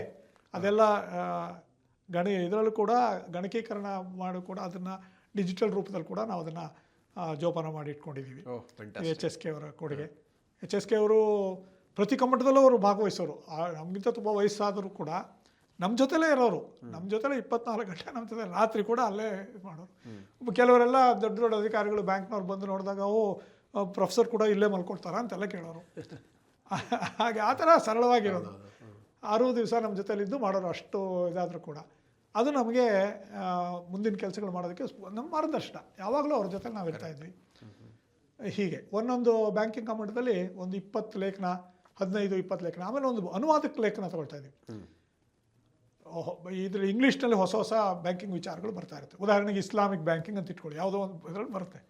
ಇಲ್ಲಿ ನಮಗೆ ಗೊತ್ತಿರೋದೇ ಇಲ್ಲ. ಆ ಇಸ್ಲಾಮಿಕ್ ಬ್ಯಾಂಕಿಂಗ್ ಒಂದು ಲೇಖನ ಇದ್ದರೆ ಅದನ್ನು ಕನ್ನಡಕ್ಕೆ ಅನುವಾದ ಮಾಡಿಸೋದು. ಹಾಗೆ ಅಮೆರಿಕಾದಲ್ಲಿ ಯಾವುದೋ ಒಂದು ಬಂತು ಲೇಖನ, ಅಮೆರಿಕನ್ ಬ್ಯಾಂಕಿಂಗ್ ಜರ್ನಲ್ ಅಥವಾ ಬ್ರಿಟಿಷ್ ಬ್ಯಾಂಕಿಂಗ್ ಜರ್ನಲ್ ಒಂದು ಲೇಖನ ಬಂತು, ಆ ಲೇಖನ ತೊಗೊಳೋದು 6 ಪುಟದ್ದು, ಅದನ್ನು 10 ಜನಕ್ಕೆ ಹಂಚೋದು. ಆ ಲೇಖನನ 10 ಜನ ಅರ್ಧ ಪುಟ ಮಾಡಿ ಅದನ್ನು ಒಂದೊಂದು ವಾಕ್ಯನೇ ಓದಿ ಅದನ್ನು ಕೂತ್ಕೊಂಡು ಚರ್ಚೆ ಮಾಡೋದು. ಇಡೀ ಕಮ್ಮಟ 6 ದಿವಸ ಮಧ್ಯಾಹ್ನ ಆ ಚರ್ಚೆ, ಆ ಭಾಷಾಂತರದ್ದು ಒಂದು ಲೇಖನ ಭಾಷಾಂತರ ಹಾಕೋದು ಅಷ್ಟೇ ಒಂದು ಕಮ್ಮಟದಲ್ಲಿ. ಅಷ್ಟು ಆಳವಾದ ಚರ್ಚೆ. ಆದ್ದರಿಂದ ನಮಗೀಗ ಯಾವುದೇ ಇದ್ರೂ ನಾವು ಮಾಡ್ತೀವಿ ಅನ್ನೋ ಒಂದು ಭರವಸೆ. ಕರೆಕ್ಟ್. ಯಾವುದೇ ವಿಷಯ ಕೊಟ್ಟರೂ ಕೂಡ ಹಣ ಅಥವಾ ಬ್ಯಾಂಕಿಂಗ್ನಲ್ಲಿ ಕನ್ನಡಕ್ಕೆ ನಾವು ಅದನ್ನು ತರಬಲ್ವು, ಕನ್ನಡದಲ್ಲಿ ಅಭಿವ್ಯಕ್ತಿ ಮಾಡಬಲ್ವು, ಅದಕ್ಕೆ ಪದಗಳನ್ನ ನಾವು ಸೃಷ್ಟಿಸಬಲ್ವು ಅನ್ನೋ ಒಂದು ಪಾರಿಭಾಷಿಕ ಶಬ್ದಗಳು ಸೃಷ್ಟಿ ಬಗ್ಗೆ ಅವ್ರು ಬಹಳ ಸರಳವಾಗಿ ಹೇಳಿದ್ರು. ಸರಳತೆ ಅಂತ ಬಹಳ ಜನ ಹೇಳ್ತಾರೆ. ಸರಳತೆ ಹೌದು, ನಿಜ. ಯಾಕೆಂದರೆ ಜನಸಾಮಾನ್ಯರೆಲ್ಲ ಉಪಯೋಗಿಸುವಂಥ ಪದಗಳು ಸರಳವಾಗಿರಬೇಕು. ಉದಾಹರಣೆ, ಚೆಕ್ಗೆ ನಾವು ಧನಾದೇಶ ಪತ್ರ, ಬ್ಯಾಂಕ್ಗೆ ಧನಾಗಾರ, ಇನ್ನು ಹೀಗೆ ಯಾವುದಕ್ಕೋ ಪದಗಳು ಮಾಡಿದ್ರೆ ಜನಗಳಿಗೆ ಹಿಂಸೆ ಆಗೋಗುತ್ತೆ, ಇನ್ನು ಕಷ್ಟ ಆಗೋಗುತ್ತೆ. ಅದಾಗಬಾರ್ದು. ಅದಕ್ಕೆ ಆಯಿತು, ಚೆಕ್ಕು, ಬ್ಯಾಂಕಿಗೆ ಬ್ಯಾಂಕು, ಕೌಂಟರು, ಮುಂಗಟ್ಟೆ ಬೇಕಾದ್ರೆ ಬಳಸಿ. ಮುಂಗಟ್ಟೆ ಕೌಂಟರು ಅಂತಲೂ ಅನ್ನಿ ಪರವಾಗಿಲ್ಲ, ಟೋಕನ್ನು ಅಂತಲೇ ಅನ್ನಿ, ಏನು ತೊಂದರೆ ಇಲ್ಲ. ಆದರೆ ಎಲ್ಲದಕ್ಕೂ ಸೇವಿಂಗ್ಸ್ ಬ್ಯಾಂಕ್ ಅಕೌಂಟಿಗೆ ಸೇವಿಂಗ್ಸ್ ಬ್ಯಾಂಕ್ ಅಕೌಂಟ್ ಅನ್ಬೇಡಿ. ಉಳಿತಾಯ ಖಾತೆ ಮೊದಲಿಂದ ಇರೋದೆ, ಕರೆಂಟ್ ಅಕೌಂಟ್, ಚಾಲ್ತಿ ಖಾತೆ, ಹೀಗೆ ಸರಳವಾದ ಪದಗಳೆಲ್ಲ ಆಂಗ್ಲ ಭಾಷೆ ತಗೊಳ್ಳಿ. ಆದರೆ ಸರಳವಾಗಿ ಇರೋದನ್ನೆಲ್ಲ ಉಳಿಸ್ಕೊಳ್ಬೋದು. ಇದು ಒಂದು ಸಾಮಾನ್ಯ ಎಲ್ಲರೂ ಬಳಸೋದು ಸರಳವಾಗಿರಬೇಕು, ಒಪ್ಪಿಗೆ. ಆದರೆ ಏನೇನೋ ಹೊಸ ಶಬ್ದಗಳೆಲ್ಲ ಬರುತ್ತೆ, ಅದನ್ನೂ ಸರಳವಾಗಿ ಹೇಳು ಅಂದರೆ ಹೇಳೋಕ್ಕಾಗಲ್ಲ. ಕರೆಕ್ಟ್. ಯಾಕಂದರೆ ಅದು ಆಲ್ರೆಡಿ ಒಂಥರ ಕನ್ನಡೀಕರಣ ಆಗೋಗ್ಬಿಟ್ಟಿದೆ. ಅಲ್ಲ ಯಾವುದೋ ಒಂದು ಪದ ಇರುತ್ತೆ, ಹೊಸ ಕಾನ್ಸೆಪ್ಟು ಅಂತ ಇಟ್ಕೊಳ್ಳಿ, ಅದನ್ನು ಕನ್ನಡದಲ್ಲಿ ಸುಲಭವಾಗಿ ಹೇಳ್ಬಿಡೋದ್ರೆ ಹೇಗೆ ಹೇಳೋದು? ಇಂಗ್ಲೀಷಲ್ಲೇ ಅದು ಹೊಸದು. ಕರೆಕ್ಟ್. ಅದನ್ನು ಕಂಡುಹಿಡಿದಿರೋ ಆ ಪರಿಕಲ್ಪ, ಆ ಕಾನ್ಸೆಪ್ಟೇ ಹೊಸದು. ಅದಕ್ಕೆ ಯಾರೋ ಕಷ್ಟಪಟ್ಟು ಶಬ್ದ ಮಾಡಿರ್ತಾರೆ. ಅದನ್ನು ವಿವರವಾಗಿ ತಿಳ್ಕೊಂಡು ನಾವು ಕನ್ನಡ ಮತ್ತು ಸಂಸ್ಕೃತ ಸೇರಿಸಿ ಒಂದು ಅರ್ಥಪೂರ್ಣವಾಗಿ ಯಾವುದೋ ಒಂದು ಪದವನ್ನು ನಾವು ಟಂಕಿಸ್ತೀವಿ. ಅದನ್ನು ತಜ್ಞರು ಮಾತ್ರ ಬಳಸ್ತಾರೆ, ಎಲ್ಲರೂ ಏನು ಬಳಸಬೇಕಾದಿಲ್ಲ. ಸಾಮಾನ್ಯರಿಗೆ ಅದು ಬೇಕಿಲ್ಲ. ಇವು ಉದಾಹರಣೆಗೆ ಹೇಳಬೇಕಾದ್ರೆ ಡಿಸ್ಇಂಟರ್ಮೀಡಿಯೇಷನ್ ಅಂತ ಒಂದು ಪದ ಇದೆ. ಇಂಗ್ಲೀಷ್ ಪ್ರೊಫೆಸರ್ಗೂ ಅದೇನು ಗೊತ್ತಿರಬೇಕಾದಿಲ್ಲ ಡಿಸ್ಇಂಟರ್ಮೀಡಿಯೇಷನ್ ಅಂದ್ರೇನು ಅಂತ. ಅದರ ಕಾನ್ಸೆಪ್ಟ್ ನೋಡ್ಕೊಂಡು ಏನು ಡಿಸ್ಇಂಟರ್ಮೀಡಿಯೇಷನ್ನು? ಬ್ಯಾಂಕ್ಗಳು ಮಧ್ಯಸ್ಥಗಾರರು. ಠೇವಣಿದಾರ ಠೇವಣಿ ತಂದಿಡ್ತಾನೆ ಬ್ಯಾಂಕಲ್ಲಿ, ಸಾಲಗಾರ ಬ್ಯಾಂಕಲ್ಲಿ ಬಂದು ಸಾಲ ತಗೊಳ್ತಾನೆ. ಠೇವಣಿದಾರನಿಗೆ 7% ಬಡ್ಡಿ ಕೊಡ್ತೀವಿ, ಸಾಲಗಾರನಿಂದ 9% ಬಡ್ಡಿ ನಾವು ತಗೋತೀವಿ. ನಾವು ಮಧ್ಯಸ್ಥಗಾರರು. ಡಿಸ್ಇಂಟರ್ಮೀಡಿಯೇಷನ್, ಇದು ಇಂಟರ್ಮೀಡಿಯೇಷನ್. Banks are intermediaries. ಬ್ಯಾಂಕರುಗಳು ಮಧ್ಯಸ್ಥಿಕೆಗಾರರು. ಅಂದರೆ ಠೇವಣಿನೂ ನಮ್ದಲ್ಲ, ಠೇವಣಿ ತೊಗೊಳ್ತೀನಿ ನಿಮ್ಮದು, ಅವನಿಗೆ ಸಾಲ ಕೊಡ್ತೀನಿ, ಅವನ ಹತ್ರ ತೊಗೋತೀನಿ, ನಿಮಗೆ ಕೊಡ್ತೀನಿ. ಮಧ್ಯಸ್ಥಗಾರರು. ಇದಕ್ಕೆ ಚ್ಯುತಿ ಬರುತ್ತೆ. ಇದಿಲ್ಲ ಅಂದರೆ ನೇರವಾಗಿ ಠೇವಣಿದಾರನೇ ಸಾಲಗಾರನಿಗೆ ಹಣ ಕೊಟ್ಬಿಟ್ರೆ ಬ್ಯಾಂಕ್ನವ್ರು ಏನು ಮಾಡೋ ಹಾಗಿಲ್ಲ. ಇದು ಡಿಸ್ಇಂಟರ್ಮೀಡಿಯೇಷನು. ಇದಕ್ಕೆ ಕನ್ನಡದಲ್ಲಿ ಏನು ಮಾಡಬೇಕು? ಮಧ್ಯಸ್ಥಗಾರಿಕೆಗೆ ಚ್ಯುತಿ ಅಂತ ಮಾಡೋರು. ಇದು ಕಷ್ಟ, ಸಾಮಾನ್ಯರಿಗೆ ಅರ್ಥ ಆಗಲ್ಲ. ಸಾಮಾನ್ಯರಿಗೆ ಡಿಸ್ಇಂಟರ್ಮೀಡಿಯೇಷನ್ ಇಂಗ್ಲೀಷ್ ಪದವೂ ಅರ್ಥ ಆಗಲ್ಲ, ಕರೆಕ್ಟ್, ಕಾನ್ಸೆಪ್ಟ್ ಅರ್ಥ ಆಗಲ್ಲ. ಇದನ್ನೆಲ್ಲ ಮನವರಿಕೆ ಮಾಡಿ HSK ಅವರು ಹೇಳಿದ್ರು, 3 ರೀತಿಯ ಪಾರಿಭಾಷಿಕ ಶಬ್ದಗಳಿರುತ್ತಪ್ಪ. ಒಂದು ಸಾಮಾನ್ಯ ಪದಗಳು, ಅಲ್ಲಿ ಸರಳತೆ ಇಟ್ಕೊಳ್ಳೋಣ. ಸರಳತೆಗೆ ಅಗ್ರ ಮನ್ನಣೆ. ಸಾಮಾನ್ಯ ಪದಗಳು ಎಲ್ಲರೂ ಬಳಸುವಂಥದ್ದು ಸರಳವಾಗಿರಲಿ. ಇನ್ನೊಂದು ಬಹಳ ತಜ್ಞರು ಮಾತ್ರ, ಬ್ಯಾಂಕಿಂಗ್ ಕ್ಷೇತ್ರದಲ್ಲಿರೋ ತಜ್ಞರು ಮಾತ್ರ ಬಳಸುವಂಥದ್ದು. ಉದಾಹರಣೆಗೆ ಡಿಸ್ಇಂಟರ್ಮೀಡಿಯೇಷನ್ ಥರದ ಶಬ್ದಗಳು. ಇದರಲ್ಲಿ ಸರಳತೆ ಹುಡುಕಬೇಡಿ. ಅದು ಅವನಿಗೆ ಅರ್ಥ ಆದರೆ ಸಾಕು, ಎಲ್ಲರಿಗೂ ಏನು ಅರ್ಥ ಆಗಬೇಕು. ಚೆಕ್ಕು ಅನ್ನೋದು ಎಲ್ರಿಗೂ ಅರ್ಥ ಆಗಬೇಕು. ಆದರೆ ಡಿಸ್ಇಂಟರ್ಮೀಡಿಯೇಷನ್ನು ಸಾಮಾನ್ಯ ಗ್ರಾಹಕರಿಗೆಲ್ಲ ಎಲ್ಲರಿಗೂ ಅರ್ಥ ಆಗಬೇಕಾದಿಲ್ಲ, ಅವನು ಬಳಸಲ್ಲ.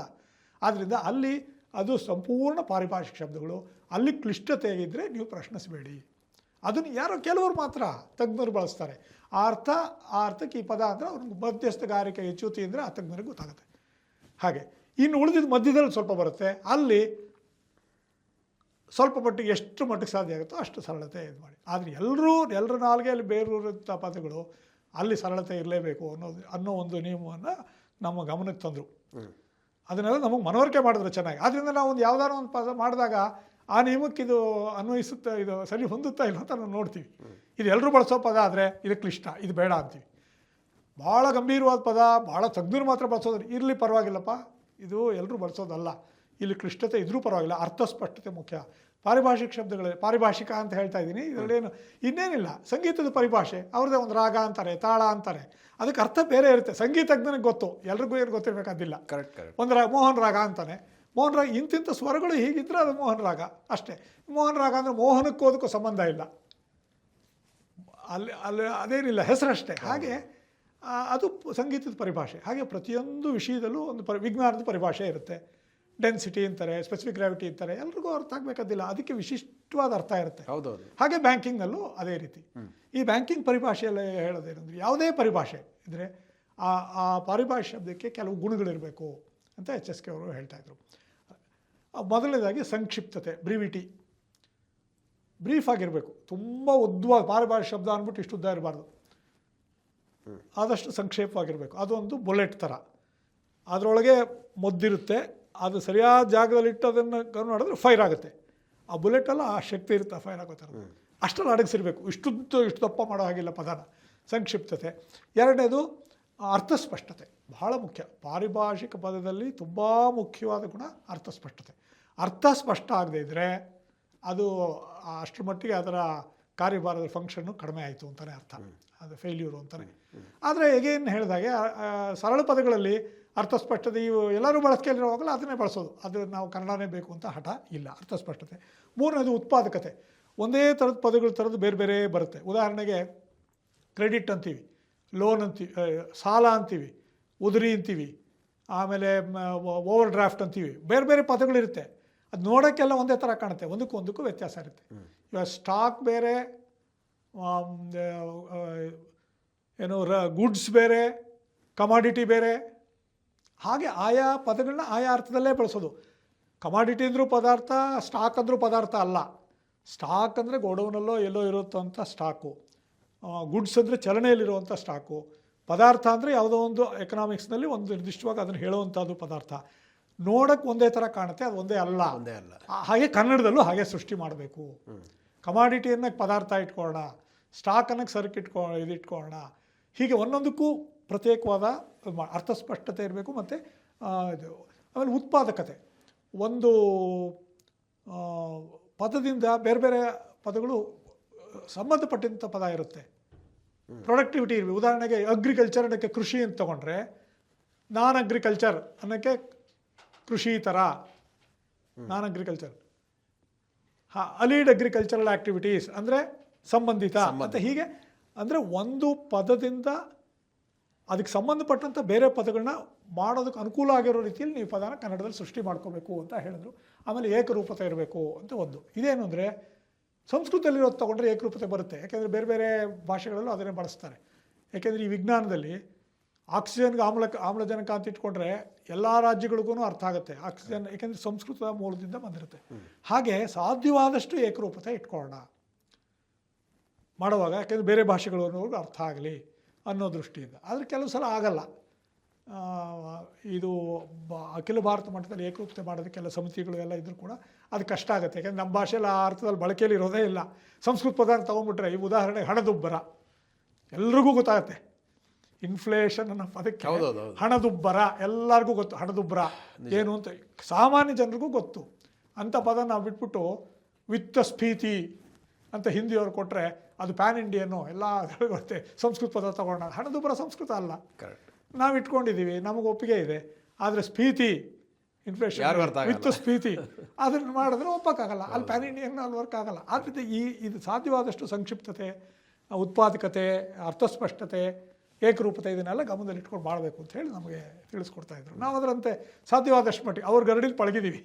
ಪ್ರತಿ ದಿವಸ ಎಷ್ಟೋ ಸಲ ನಾವು ಹೀಗೀಗೆ ಕೂತ್ಕೊಂಡು ಹೀಗೆ 20 ಜನ ಹೀಗೆ ಕೂತಿರ್ತಾ ಇದ್ವಿ. ಒಂದು ಪದ ಬಂದರೆ ನಾವು ವಿರೋಧಿಸ್ತಾ ಇದ್ವಿ. HSK ಅವ್ರು ಹೇಳಿದ್ರು ನಾವು ಒಪ್ತಾ ಇರಲಿಲ್ಲ. ಎಷ್ಟೋ ಜನ, ನಾನೊಬ್ಬ ಅಂತಾರೆ, ಎಷ್ಟೋ ಜನ ಇಲ್ಲ ಸರ್ ಅದಾಗಲ್ಲ. ಮುಕ್ತವಾದಂಥ ಒಂದು ಚರ್ಚೆ ನಡೀತಾ ಇತ್ತು. ಆ ಒಂದು ತರಬೇತಿ ನಮಗೆ ಇವತ್ತು ಮುಂದೆ ಹೋಗೋಕ್ಕೆ ನಮ್ಗೆ ಸಹಾಯ ಮಾಡಿದ್ವಿ. ಕೆಲವು ಕೆಲಸಗಳನ್ನ ನಾವು ಮಾಡಿದ್ದೀವಿ. ಉದಾಹರಣೆಗೆ ಬ್ಯಾಂಕಿಂಗ್ ನಿಘಂಟು ಅದರ 2ನೇ ಆವೃತ್ತಿ ನಾವು ತರೋಕ್ಕಾಗಲೇ ಇಲ್ಲ, ಆದರೆ ಬೇರೆ ಕೆಲಸಗಳು ನಾವು ಮಾಡಿದ್ದೀವಿ. ಅದು ಸರ್, ಇವಾಗ ಈ ಬ್ಯಾಂಕಿಂಗ್ ನಿಘಂಟು ಬಗ್ಗೆ ತಾವು ಹೇಳಿದ್ರಿ, ಯಾವ ರೀತಿ HSK ಜೊತೆ ಕೆಲಸ ಮಾಡಿದ್ರೆ. ಈಗ ಪ್ರೆಸೆಂಟ್ ಅದ್ರ ಬಗ್ಗೆ ಏನೆಲ್ಲ ನಡೀತಾ ಇದೆ, ಅದ್ರ ಬಗ್ಗೆ ಒಂದಷ್ಟು ಮಾಹಿತಿ ಮತ್ತು ಅದು ಎಲ್ಲಿ ಸಿಗುತ್ತೆ ಇತ್ಯಾದಿ ಮಾಹಿತಿ ಹೇಳ್ತೀರಾ ಅಂತ. ಹೇಳ್ತೀನಿ. ಬ್ಯಾಂಕಿಂಗ್ ನಿಘಂಟು ಬಿಡುಗಡೆ ಆಗಿ 40 ವರ್ಷ ಆಯಿತು.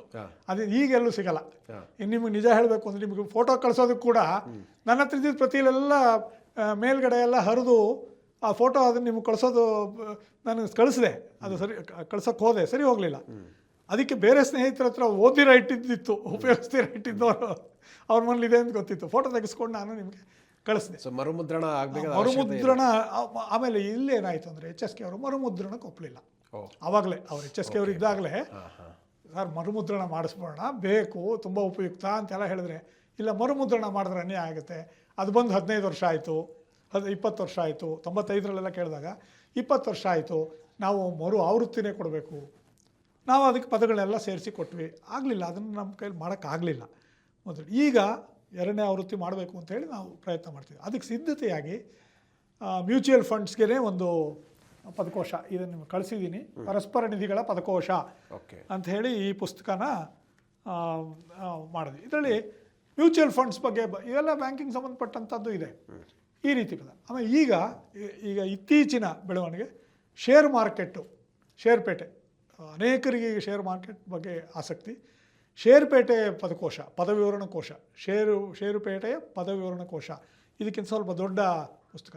ಅದರಲ್ಲಿ ಸುಮಾರು 1300 ಪದಗಳು, ಅದನ್ನೆಲ್ಲ ನಾವು ಮಾಡಿದ್ದೀವಿ. ಈಗ ಬಿಡುಗಡೆಗೆ ಈಗ ಸಿದ್ಧವಾಗಿದೆ. ಇನ್ನೇನು ಇಷ್ಟರಲ್ಲೇ ಬಹುಶಃ ಇನ್ನೊಂದೆರಡು ತಿಂಗಳಲ್ಲಿ ಬಿಡುಗಡೆ ಆಗಬೇಕು. ಎಲ್ಲ ಆಗಿ ಅಚ್ಚಿಗೆ ಹೋಗ್ಬೇಕು ಇವಾಗ. ಅಲ್ಲ, ಇದು ಕೂಡ ಬಹಳ ಮುಖ್ಯ. ಯಾಕಂದ್ರೆ ಇತ್ತೀಚಿನ ದಿನಗಳಲ್ಲಿ ಬಹಳ ಮಂದಿ ಶೇರ್ಗಳಲ್ಲಿ ಇನ್ವೆಸ್ಟ್ ಮಾಡ್ತಾ ಇದ್ದಾರೆ, ಮ್ಯೂಚುವಲ್ ಫಂಡ್ ಅಲ್ಲಿ ಇನ್ವೆಸ್ಟ್ ಮಾಡ್ತಾ ಇದ್ದಾರೆ. ಅಲ್ಲೂ ಅನೇಕ ಪಾರಿಭಾಷಾ ಪದಗಳಿಗೆ ಇಂಗ್ಲಿಷಲ್ಲೇ ಇರುವಂಥದ್ದು. ಸೊ ಅದು ಕೂಡ ಕನ್ನಡಕ್ಕೆ ಬಂದ್ರೆ ಬಹಳ ಉಪಯುಕ್ತ ಆಗುತ್ತೆ ಅಂತ ಅನ್ಸುತ್ತೆ. ಆಮೇಲೆ ಬ್ಯಾಂಕಿಂಗ್ದು ಅಷ್ಟೇ ಅನೇಕ ಹೊಸ ಪದಗಳು ಸೇರಿಸಿದೀವಿ. ಅದು ನಿಘಂಟಿನ ರೂಪಾಯಿನೂ ನಾವು ಕೊಡೋಕ್ಕಾಗ್ತಿಲ್ಲ. ಇದೆ ಪದಗಳು ಸೇರ್ಪಡೆ ಇದೆ, ಎಲ್ಲ ಕೊಟ್ಟಿದ್ದೀವಿ. ಯಾಕೆ ಹಾಗೆ ಕೊಡಬೇಕಾದ್ರೆ ಎಲ್ಲರೂ ಹೀಗೆ ಕೂತ್ಕೊಂಡು ಕಮ್ಮಟದಲ್ಲಿ ನಾವು ಚರ್ಚೆ ಮಾಡ್ತಿದ್ದಾಗೆ ಕೂತ್ಕೊಂಡು 5-6 ಜನ ಕೂತ್ಕೊಂಡು ಒಂದೊಂದು ಪದದ ಬಗ್ಗೆ ಚರ್ಚೆ ಮಾಡಿ, ಇದು ಸರಿನಾ ಅಂತ ಹೇಳಿ ಅರ್ಥ ವಿವರಣೆ ಸರಿನಾ ಅಂದ್ಬಿಟ್ಟು ಅದು ತಿದ್ದುಪಡಿ ಮಾಡಿ ಮತ್ತೆ ನೋಡಿ ಅದನ್ನು ಮಾಡಬೇಕಾಗುತ್ತೆ. ಹೀಗಾಗಿ ಅದು ದೊಡ್ಡ ಕೆಲಸ. ಅದನ್ನು ನಾವು ಕೈಗೆ ಎತ್ಕೊಂಡಿದ್ದೀವಿ, ಇಲ್ಲ ಅಂತ ನಾನು ಹೇಳಲ್ಲ. ಆಮೇಲೆ ಇನ್ನೂ ಏನು ಮಾಡಿದ್ದೀವಿ ಅಂದರೆ, ಸ್ಟೇಟ್ ಬ್ಯಾಂಕ್ ಆಫ್ ಇಂಡಿಯಾ ಕಡೆಯಿಂದ ಇವಾಗ ಇದ್ದಿದ್ರಲ್ಲಿ ಬ್ಯಾಂಕ್ಗಳಲ್ಲಿ ಕನ್ನಡ ಬಳಕೆ ಬಗ್ಗೆ ಸ್ವಲ್ಪ ಮಟ್ಟಿನ ಕೆಲಸ ಮಾಡಿರೋದು state bank of India, state bank of Mysuru. State bank of Mysuru ಕೂಡ ಸ್ಟೇಟ್ ಬ್ಯಾಂಕ್ ಆಫ್ ಇಂಡಿಯಾನ ಒಂದು ಜೊತೆಯಾಗಿ ಸೇರಿಕೊಂಡೇ ನಾವು ಮಾಡಿದ್ದು. ಸಾಕಷ್ಟು ಕೆಲಸ ಆಗಿದೆ ಇದರಲ್ಲಿ. 10,000ಕ್ಕೂ ಹೆಚ್ಚಿನ ಬ್ಯಾಂಕಿಂಗ್ ಶಬ್ದಗಳನ್ನ ಅದಕ್ಕೆ ಹಿಂದಿ ಮಾಡಿಕೊಟ್ರು. ಇಂಗ್ಲೀಷ್ಗೆ ಹಿಂದಿಯ ಪದಗಳನ್ನ ಮಾಡಿ ನಮ್ಮ ಮುಂಬೈ ಕೇಂದ್ರ ಕಚೇರಿಯಿಂದ ಬಂತು. ಅದಕ್ಕೆ ಕನ್ನಡ ಪದಗಳನ್ನ ನಾವು ಮಾಡಿದ್ವಿ. ಅದು ಸುಮಾರು 2025 ವರ್ಷ ಆಯ್ತು ಅಷ್ಟೇ. ಆ ಕೆಲಸ ಆಗಿದೆ. ಈ ಪರಸ್ಪರ ನಿಧಿಗಳ ಪದಕೋಶ ಆಗಿದೆ, ಷೇರುಪೇಟೆ ಪದಕೋಶ ಆಗಿದೆ. ಇವೆಲ್ಲವನ್ನು ಸೇರಿಸ್ಕೊಂಡು ಆಮೇಲೆ ಗಣಕ ಪದಕೋಶ ಆಗಿದೆ. ನಮ್ಮ ಗಣಕ ಪರಿಷತ್ನಿಂದ ಕನ್ನಡ ಗಣಕ ಪದಕೋಶ ಮಾಡಿದ್ದಾರೆ. ಅದರಲ್ಲಿ ಬೇಕಾದಷ್ಟು ಬ್ಯಾಂಕಿಂಗ್ ಪದಗಳಿದೆ. ಆಮೇಲೆ ನಾನು ಮೊದಲೇ ಹೇಳಿದಾಗೆ ಕೆನರಾ ಬ್ಯಾಂಕ್ನವರು ಕೋರ್ ಬ್ಯಾಂಕಿಂಗ್ಗೆ ಕನ್ನಡದಲ್ಲಿ ಮಾಡಿಸಿದ್ದಾರೆ, ನಾವೇ ಮಾಡಿದ್ವಿ ಗಣಕದಲ್ಲಿ. ಇದೆಲ್ಲ ನಾನು ಹೇಳಿದ್ದೀನಿ, ಇದೆಲ್ಲ ನೋಡ್ದೆ, ಅದನ್ನೆಲ್ಲ ಸೇರಿಸ್ಕೊಂಡು ಇನ್ನಷ್ಟು ಹೊಸ ಬ್ಯಾಂಕಿಂಗ್ ಪದಗಳನ್ನ ಸೇರಿಸಿ, ಪದಗಳು ಇದೆ ಇಲ್ಲ ಅಂತ ಹೇಳಲ್ಲ, ಅದೆಲ್ಲ ಸೇರಿಸಿ ಅದು ಸಮಗ್ರವಾಗಿ ಕೆಲವು ವರ್ಷಗಳೇ ತೊಗೊಳುತ್ತೆ. ಈ ಷೇರುಪೇಟೆದೇ 4 ವರ್ಷ ತೊಗೊಂಡಿದೆ. 1300 ಪದಕ್ಕೆ 4 ವರ್ಷ ತೊಗೊಂಡಿದೆ. ಅನೇಕ ಕಾರಣಗಳು ಅದಕ್ಕೆ, ಹಣಕಾಸಿಂದು ಮೊದಲುಕೊಂಡು ಅನೇಕ ಕಾರಣಗಳು.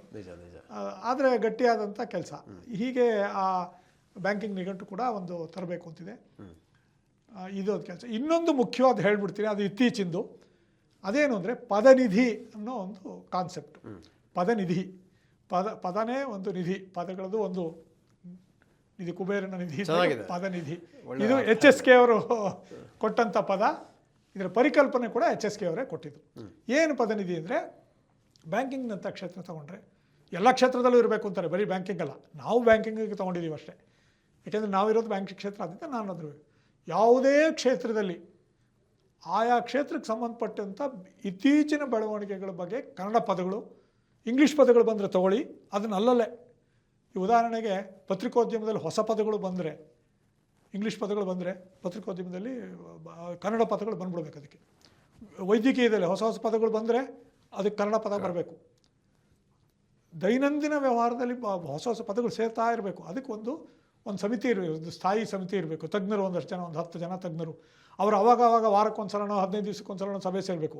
ಆ ಪದಗಳನ್ನೆಲ್ಲ ಚರ್ಚೆ ಮಾಡೋದನ್ನು ಮಾಡಿ ಅದನ್ನು ಪ್ರಕಟಿಸ್ತಾ ಇರಬೇಕು. ಇದು ಪದನಿಧಿಯ ಪರಿಕಲ್ಪನೆ. ಆ ಪದನಿಧಿಯ ಪರಿಕಲ್ಪನೆ ನಮ್ಮ ತಲೆಯಲ್ಲಿ ಹಾಕಿದ್ರು ಅವರು HSK ಅವರು. ನೀವು ಬ್ಯಾಂಕಿಂಗ್ನಲ್ಲಿದ್ದರೆ ಬ್ಯಾಂಕಿಂಗನ್ನು ಮಾಡೋಣ ಬಂತು. ಒಂದು 20 ವರ್ಷದಿಂದನೇ ಬಂತು ಪದವಿ. ಒಂದು 5 ಪುಟ 10 ಪುಟ 5 ಪುಟ ಸಾಕು. ಒಂದೊಂದು ಪುಟಕ್ಕೆ ಒಂದು 10 ಪದ ಅಂದರೆ ಒಂದು 50 ಪದ ಹೊಸದಾಯಿತು. ಹೊಸ ಪದಗಳು ಹಾಕಿ ಅದಕ್ಕೆ ಅರ್ಥ ವಿವರಣೆ ಕೊಡಿ. ಆಮೇಲೆ ಅದನ್ನೆಲ್ಲ ಸೇರಿ ಡಿಗೇಟ್ ಮಾಡ್ಬೋದು. ಆ ಥರದ್ದೆಲ್ಲ ಇದೆ. ಭಾಳ ಚೆನ್ನಾಗಿದೆ ಈ ಕಾನ್ಸೆಪ್ಟ್. ಈಗ ಹೊಸದಾಗಿ ಈ ದೀಪಾವಳಿ ಸಂಚಿಕೆ ಅಂತ ಈಗ ತಂದಿದ್ದೀವಿ. ಎಷ್ಟೋ ವರ್ಷ ನಿಂತೋಗಿತ್ತು. ಅನಿಯತಕಾಲಿಕ ಅಂತ ಹೇಳ್ಬಿಟ್ಟಿದ್ದೀವಿ ನಾವು. ಯಾಕೆಂದರೆ ನೇತವ ನಾವು ಮಾಡೋಕ್ಕಾಗ್ತಿಲ್ಲ. ಅನಿಯತ ಈಗಂತೂ ಎಲ್ಲರೂ ನಿವೃತ್ತರು ಬ್ಯಾಂಕಿಂದ, ಎಲ್ಲರೂ ನಿವೃತ್ತರು. ಅಲ್ಲಿ ಎಲ್ಲರೂ ಅಂದರೆ ಆಗ ಯಾರು HSK ಅವ್ರ ಜೊತೆಲಿ ಇರ್ತೀವಿ ಅವರೆಲ್ಲ ನಿವೃತ್ತರು. ಈಗ ಈ ದೀಪಾವಳಿ ಸಂಚಿಕೆ ಅಂತ ಹೇಳಿ ನಿಮಗೂ ಅದರದ್ದು ಒಂದು ಖಂಡಿತ ಫೋಟೋ ಸಾಧ್ಯವಾದರೆ ಪರದೆ ಮೇಲೆ ತೋರಿಸ್ಬಹುದು. ಸರಿ, ಆ ಪದನಿಧಿ ಒಳಗೆ ಇತ್ತೀಚಿನ ಪರಿಕಲ್ಪನೆಗಳೇನಿದೆ ಬ್ಯಾಂಕಿಂಗ್ನಲ್ಲಿ ಅದನ್ನು ಒಂದು 15 ಪದ ಕೊಡೋದು, 18 ಪದ ಕೊಡೋದು. ಅದಕ್ಕೆ ಕನ್ನಡ ಪದ ಮತ್ತು ಅರ್ಥ ಡಿಕ್ಷನರಿಲಿ ಹೇಗೆ ನಿಘಂಟಲ್ಲಿ HSK ಅವ್ರು ಕೊಟ್ಟ ಹಾಗೆ ಮಾಡೋದು. ಇದು ಈಚಿನ ಇದೆಲ್ಲ ಸೇರಿಕೊಂಡು ಬ್ಯಾಂಕಿಂಗ್ ನಿಘಂಟನ್ನು ತರಬೇಕು, 2ನೇ ಆವೃತ್ತಿ ತರಬೇಕು ಅನ್ನೋದು ನಮ್ಮ ಒಂದು ಉದ್ದೇಶ. ಆ ದಿಶೆಯಲ್ಲಿ ನಾವು ಸಾಗ್ತಾ ಇದ್ದೀವಿ. ನಿಜವಾಗಿ ಕೂಡ ಭಾಳ ಒಳ್ಳೆಯ ಕೆಲಸವನ್ನು ಮಾಡ್ತಾ ಇದ್ದಾರೆ. ಬ್ಯಾಂಕಿಂಗ್ ನಿವೃತ್ತಿ ಆದ ನಂತರ ಕೂಡ ತಾವೆಲ್ಲ ಸೇರಿಕೊಂಡು ಈ HSK ಅವರ ಗರಡೆಯಲ್ಲಿ ಪಳಗಿದ ಎಲ್ಲರೂ ಸೇರಿಕೊಂಡು ಈ ರೀತಿ ಬ್ಯಾಂಕಿಂಗ್ ನಿಘಂಟುವನ್ನು ಮಾಡ್ತಾ ಇರುವಂಥದ್ದು ನಿಜವಾಗಿ ಕೂಡ ಭಾಳ ಶ್ಲಾಘನೀಯ ಕೆಲಸ. ಅದಕ್ಕಾಗಿ ನಿಮಗೆ ಅಭಿನಂದನೆ ತಿಳಿಸ್ತಾ ಇಷ್ಟೊತ್ತು ನಮ್ಮ ವೀಕ್ಷಕರಿಗೆ ಸಾಕಷ್ಟು ಉಪಯುಕ್ತವಾದ ಮಾಹಿತಿಗಳನ್ನು ತಿಳಿಸಿಕೊಟ್ಟಿದ್ದೀರಿ. ಅದಕ್ಕಾಗಿ ಧನ್ಯವಾದಗಳು. ವೀಕ್ಷಕರೇ, ಇಂತಹ ಮತ್ತಷ್ಟು ಉಪಯುಕ್ತ ವಿಡಿಯೋಗಳಿಗೆ ವಿಶ್ವವಾಣಿ ಮನಿ ಯೂಟ್ಯೂಬ್ ಚಾನಲನ್ನು ವೀಕ್ಷಿಸಿ ಮತ್ತು ಸಬ್ಸ್ಕ್ರೈಬ್ ಮಾಡಿ. ವಂದನೆಗಳು.